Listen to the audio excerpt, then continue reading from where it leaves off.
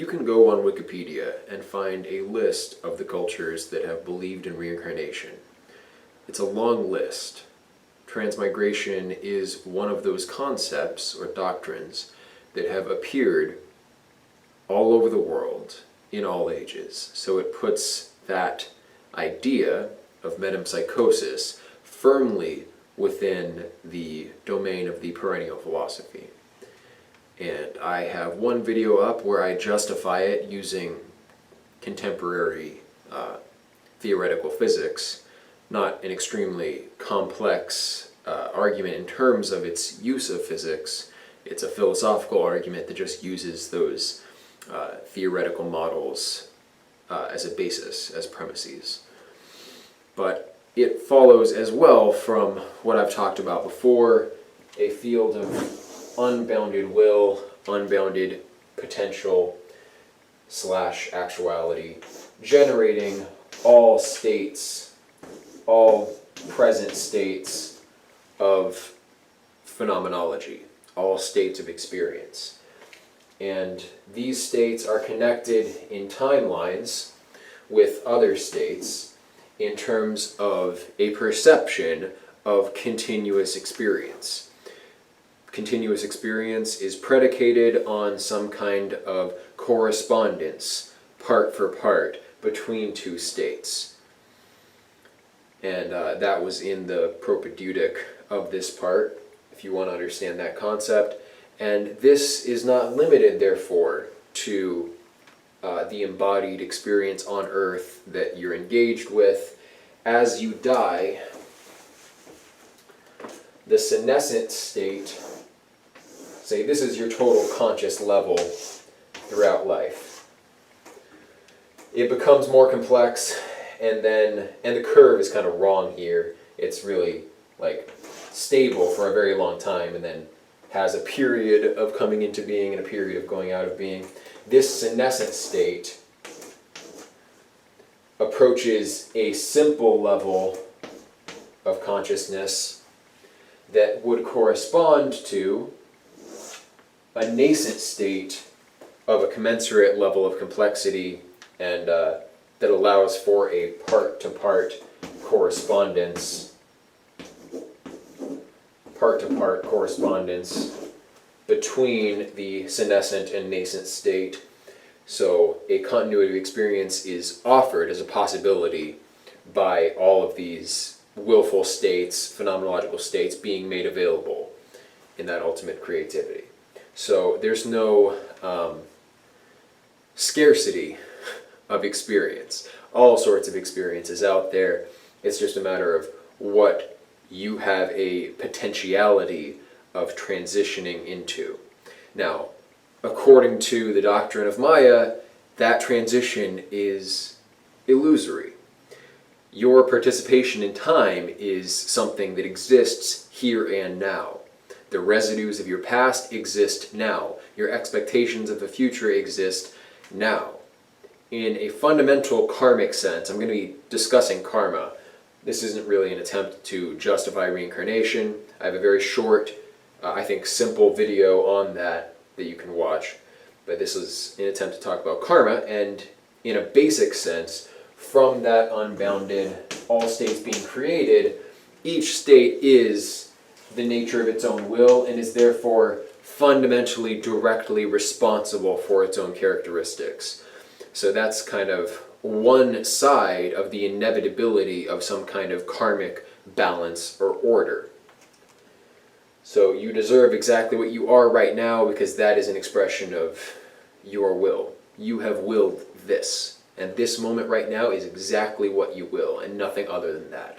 Because there has to be a correspondence between your being as your will and your being as your representation, which we can become alienated from. We can think of our representations as other than ourselves.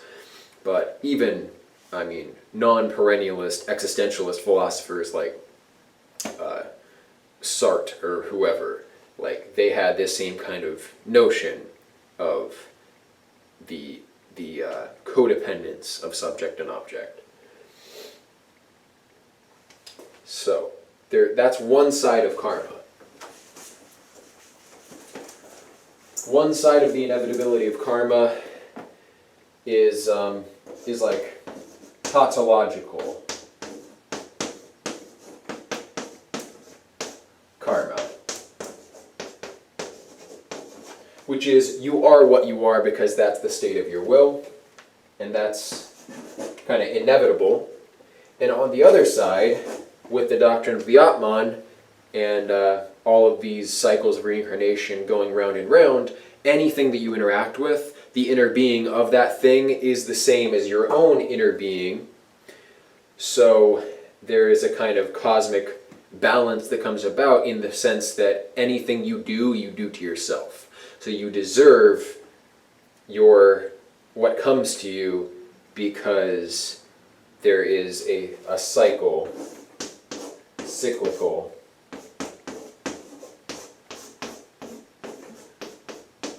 karma. That cycle must be ultimately completed. There are some problems with conceiving of all lifetimes being joined somehow into one. You would think there would be divergences. That, again, is in the propedeutic to this part. So if you want to understand how I resolve that, how I allow for this, you can watch that part. So these two things are inevitable, but they're also things that kind of leave you shrugging and saying, okay, well, what can I do now that's going to lead to me being in a better position in the short term or in the mid to long term, not in an ultimate grand cosmic sense. I can't do anything about what I am right now because that's what I am. I am what I am.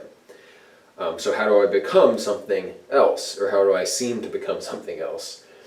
The cyclical karma, well, very well, anything I do ultimately to myself, but it seems like everything's going to happen anyway, so what difference does it ultimately make? None. So the interesting space of opening a pathway into a practical ethics is in the middle here, which I'm going to call statistical karma. And I first had this idea probably about a year ago, and so I've been kind of working with it.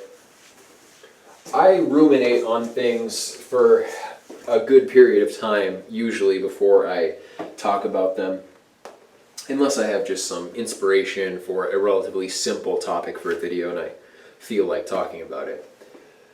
But this concept of statistical karma has to do with the statistics of crowds. So you're more likely, if you have, room A at delta T1 or something, and then room A at delta T7, all right? And that room is populated at time 7 by one individual, at time 1 by 5 individuals. Statistically, you're more likely, if you're going to be in room A at either of these two times, you are more likely to be in that room when there's 5 people. And this kind of corresponds to whenever you happen to walk into the bank, more likely than not, you're walking into the bank when it is unusually crowded. And when I first heard of this statistics of crowds concept, I didn't know what to make of it because it seemed somehow wrong. It seemed like there was some kind of statistical hand or guiding force controlling me, forcing me to wait in queues and things like that. Which doesn't seem to make sense, but there's also a mundane explanation for it in that we're all humans and we have typical patterns of behavior that we more or less all fall into. And so we're all going to go to McDonald's at lunchtime, or we're all going to go to the bank right after work at like 4 o'clock, if your bank doesn't close at 4, which mine does, which is completely ridiculous, I think.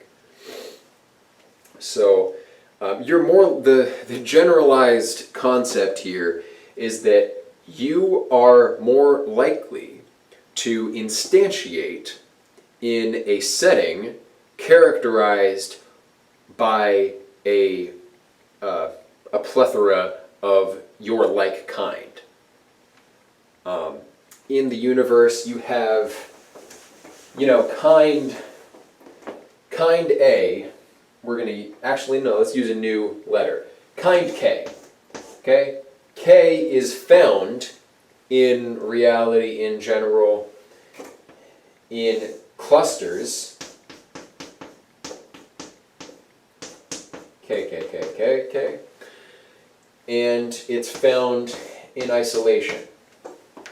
Now, out of this generation of infinite multiplicity of kinds of phenomenological states, and willful states are Platonic types, which is something else that I said in the previous video, or the run-up to this video.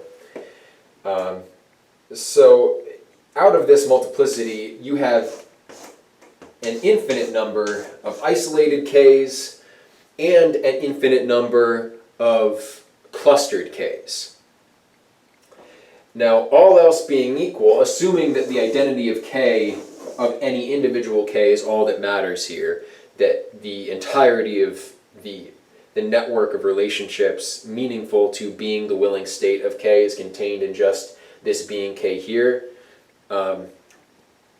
as long as that is all that matters, you're more likely to find yourself in one of the infinities that's stacked. This infinity is 5 times more K abundant than this infinity. So you're more likely, and that is a pattern observed throughout all of nature. You are surrounded by things that are roughly similar to yourself. Birds are more likely to be where other birds are. Penguins where penguins are. Jaguars where jaguars are. This sort of thing. Water where water is. Like kinds are typically found where there's a great abundance of them.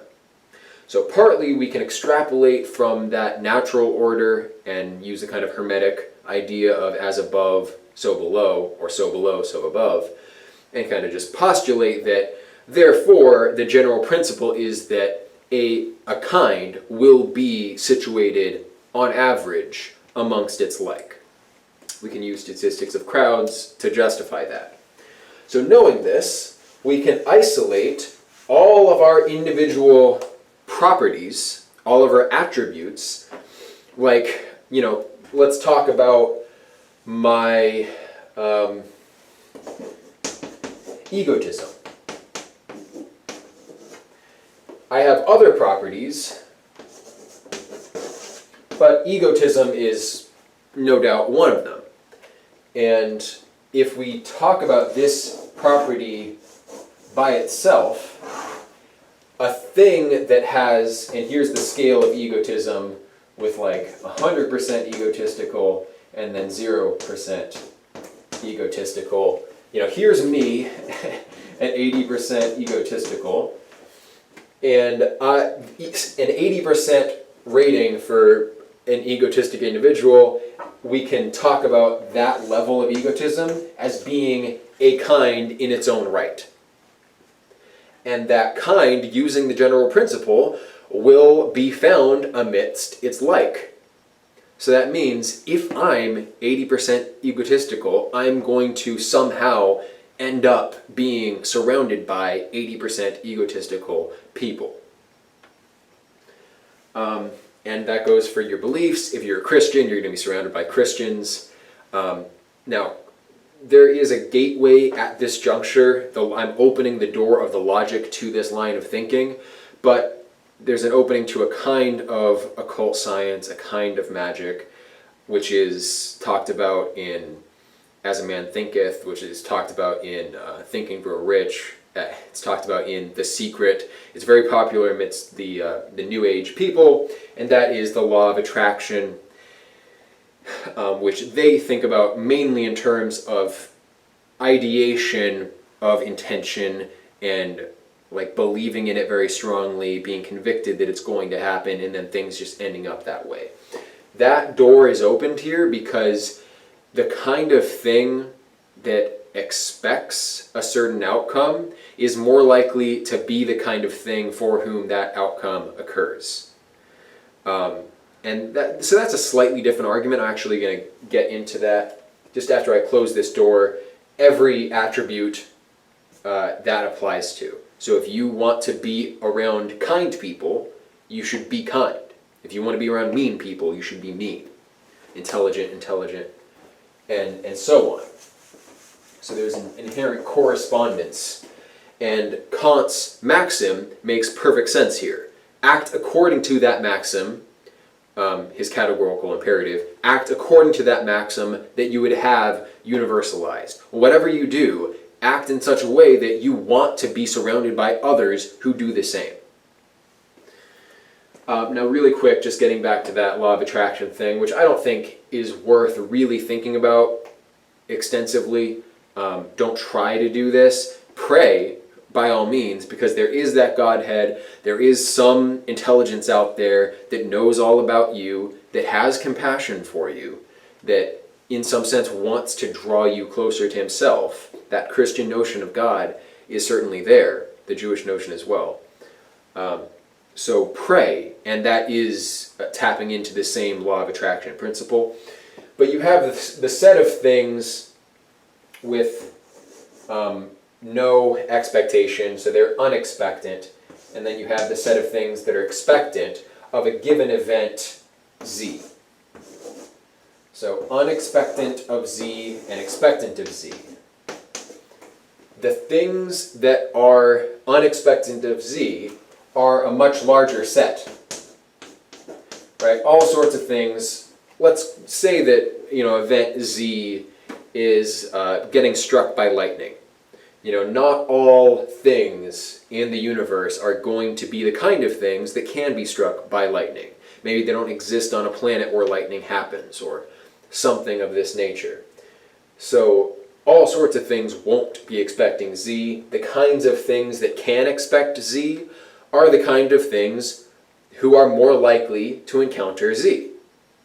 So there is this statistical relationship where if you have an expectation of something, that already is an indication that you're placing yourself as a member of a set which itself is more likely, on the whole, to encounter the event in question. And as far as, there's a deeper metaphysical analysis we could do here to justify this in greater detail. But, so I've said before that you are amidst a superposition of possible context at the macro scale and also in time. Let's call you here, I'm going to label this the I, right? You're situated amidst a range of possible contexts. Now, whatever changes in the I, like I, now this is I sub E, I with an added attribute, a transformation of I that ends up being I with an expectation of the event in question, that change in the identity I is going to equate to necessarily a change in the distribution of your probable contexts. And according to the former picture, whatever that change is, it incorporates E, and the general principle is that things which incorporate E are more likely to encounter Z in their future. So the proportion of the probability of event Z with the law of attraction, if it's there as a property of the identity of the subject, it'll manifest as a greater probability of its future outcomes.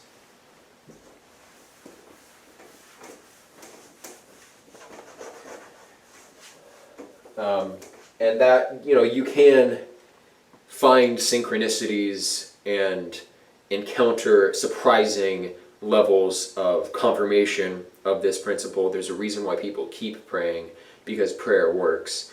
And to the people who don't believe in God per se, but do believe in the law of attraction, that opens them up to influence from dangers, which will capitalize on that. Like, they're opening themselves up to that kind of that kind of magical influence, and therefore that opens the door for other forces. And that's hard to explain. I'm not going to really try, but that is a decent segue into that notion of guidance by superordinate principles. So within ourselves, we have reason, which can be seen as superordinate to emotion or other factors of our phenomenology. Reason somehow is of a higher order. It applies more generally, it's less particular, more general, closer to the absolute, further from the kanoma, the realm of nothingness. But, there are many life forms out there, and in terms of our human activity, we can follow a guru. We can look up to a guru and emulate their behavior, or we can be influenced by, a condottieri. We can be influenced by some kind of malevolent individual who wants to employ our force potentials for his own gain. So we can follow people who want to behave maliciously, we can follow people who want to behave benevolently. That same principle applies to our relationship with higher order organisms. Because the holographic principle, as applied to our existence here, says that within the individual, we have, cells and small things, and those cells would have an experience of their own. They would have a being of their own. The discrete parts of our body are in their own right souls. Now, the systems in which we're a part, or in which we are members, like an ecology or whatnot, that whole ecology is going to, according to the holographic principle in physics, be open to a kind of unity of identity, of informational identity. And that means that it is also a soul. So you're going to have a world soul at the level of the planet, at any arbitrary level. But it has to be noted that certain soul structures are going to fit into more linear timescales. Like any arbitrary grouping of random space is not as stable of a unit as like an integrated information structure, because there's less possibility of a maintenance of a temporal chain that is a semiotic structure, a continuity of meaning across time.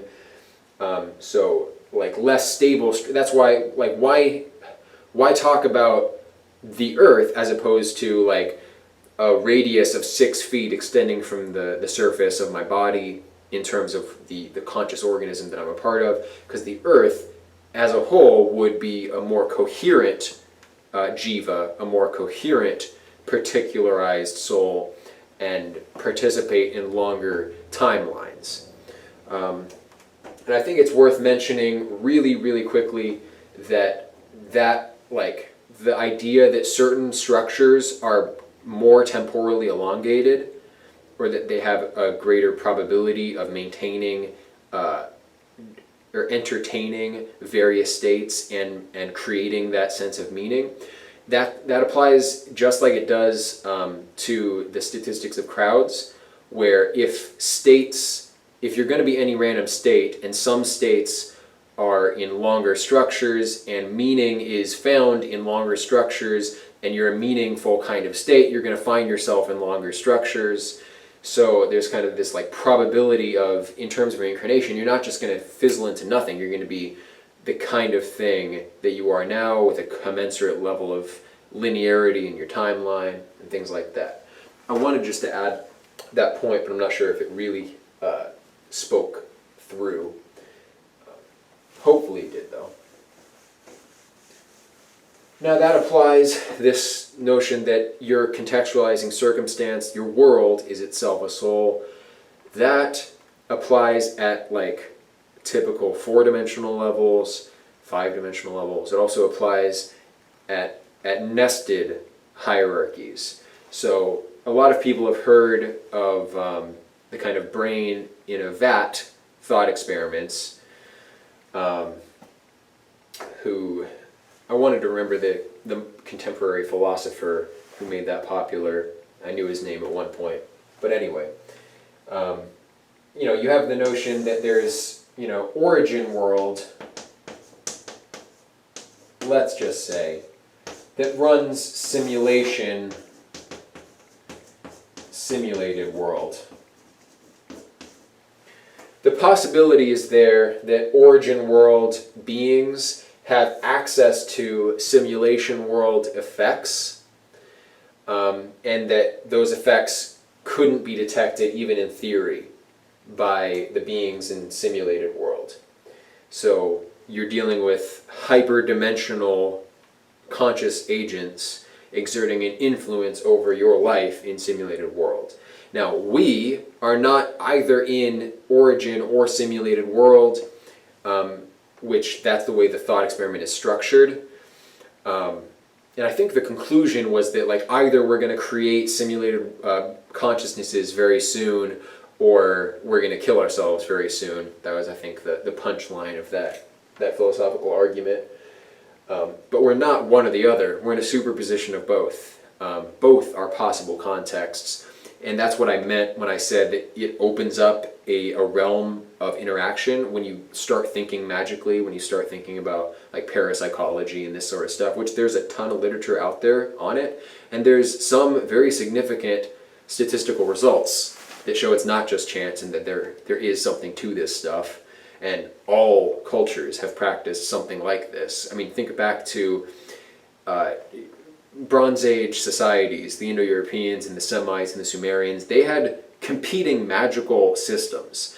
And whether those magical systems resulted in more effective war making was an evolutionary factor. So and tribes everywhere having their shamans, that was a war asset. That was part of their ability to survive. We relied on magic, and that the things that had better magic were the things that survived. So I think it's unwise to dismiss it completely without looking at any of the relevant research, because it is out there. But anyway, so you're opening, when you get involved in that stuff, it's not wise to dismiss it completely, but it's also not wise to tinker with it unless you're really fundamentally well-grounded. And so I wouldn't practice anything like that, even law of attraction, unless you practice some degree of asceticism, distancing yourself from your will, because a strong, chaotic will is going to result in powerful, chaotic magic results, and that could very easily turn against you. So you don't want that kind of uncontrollable will entering into the picture if you're going to practice this. You want to meditate, you want to start eating things that are healthier, obviously, maintain a good body, maintain a good emotional state, stabilize your emotional connections with others, and then only then, after all other mundane elements of health and psychological wellness are kind of in a box and you're comfortable with them, then if you wanted to, and also you have to understand, I think, this philosophy that I've been outlining, because that's the basis for it. And if you start letting other superstitious ideas for the basis of magical effects take hold of your mind, then that opens the door for malevolent influences to insert their effects. Whereas if you're grounded in a perennial philosophy, if you're grounded in a tradition that says what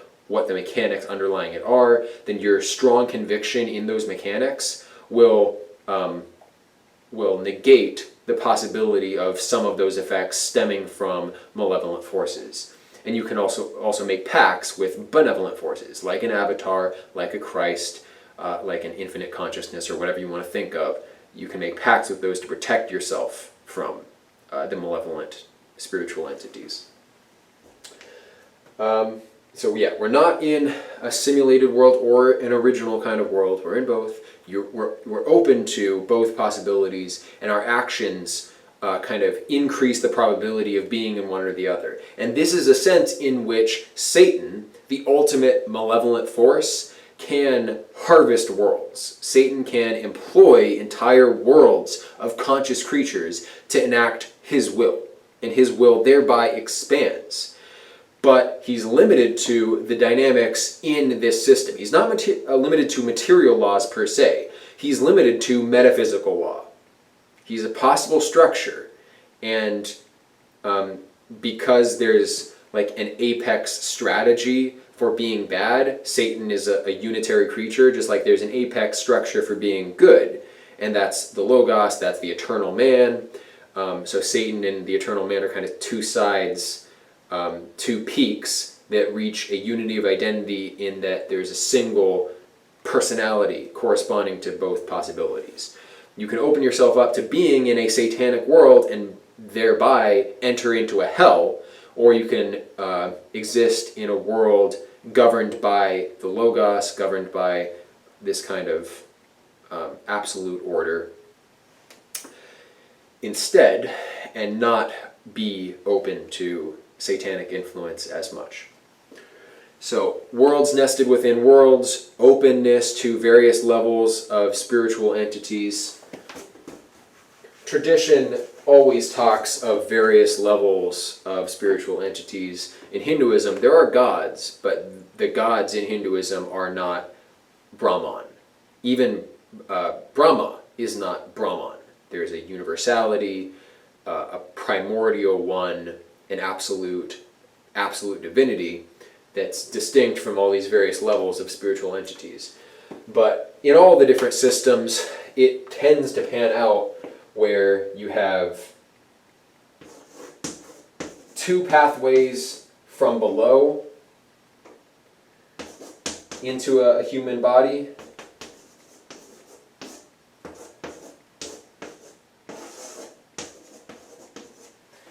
You can move up from an animal body, a non-rational body, or you can move up from a demonic body, which is rational. Demons have reason, but they're overwhelmed by the force of their will, and they're extremely selfish. And these exist kind of as like statistical clusters in terms of what you could be influenced by. Also, there are countless varieties of particular demons, just as there are varieties of particular animals, and even though it would seem that it should be an even spectrum, so that there's all sorts of different types of demons, there are more coherent structures which allow for longer timelines, which, given the statistical crowd arguments that I talked about before, mean that it's more likely for phenomenology to find itself in one of the more stable states than in one of the more chaotic states, because phenomenology's home is a stable state. So some of the intermediate states between species of demons or animals just don't happen very often because they're not likely to be coherent across time. That applies at small time scales and evolutionary time scales. And then from man, there is only one real path up that we would know about. Angels and species of angels factor into traditional mythologies. It's part of the perennial philosophy. And then also, species of gods. So let's just say, I'm going to use gods with a lowercase g. The Hindus do talk about the possibility of incarnating into one of the gods. Pagan gods tend to be more willful. And then angels are logos subordinate. They always follow the truth. They always follow the avatar. They always are good boys. And they have the only straight and narrow path to salvation. And the path out would be nirvana, where you're not concerned with reincarnating into any of these forms. All of these gateways between worlds, demons find themselves in hells, animals find themselves in earths, roughly, or mundane worlds. Man finds himself in an intersection of a mundane world and a spiritual world. Angels are in heavens. Gods are also in heavens, but like angels are all in the one heaven, the highest heaven, because they're all equally subordinate. In order to be an angel, you have to be completely subordinate to the Logos. You can have fallen angels, so angels that fall into a demonic state. They can be following a demon down here, and mythology speaks of fallen angels. And, beyond, let's just talk about like the one God being out here as one path to the unconditioned, to the absolute, or you can talk about God being here. The Hindus think that it's better to be immortal than to be one of the gods, because the gods have so many abilities and so many desires that they can act like the pagan gods act and entertain themselves indefinitely. And so they say it's better to be mortal because this path of asceticism and escape from samsara becomes much more appealing. And it's better to be man than an animal because an animal can't listen to the gurus. So you're able to listen to gurus, you're able to listen to avatars. You don't have it so good that you don't kind of just want to escape. Like at this level of things, suffering is preponderant. At this level of things, pleasure is preponderant. Demons, I think you can draw it so that both, there's kind of like a distribution. Some demons at the peak of their hierarchy exploit other demons and seem to have it better, but I think probably all demons suffer internally. So yeah, gateways between worlds. Worlds are predicated on the kind of organism that you are, and you can make yourself more angelic with your action. You can make yourself more like a god, so to speak, with your action. You can make yourself more like a demon, more like an animal. And that would be getting into how to navigate between worlds, has everything to do with ethics and how to act according to the various archetypes of the soul that are out there, the stable archetypes. And we have tradition to guide us in that, and that's really our only guiding thread through the maze. We have to cling to it. And more than anything else, you cling to the eternal man.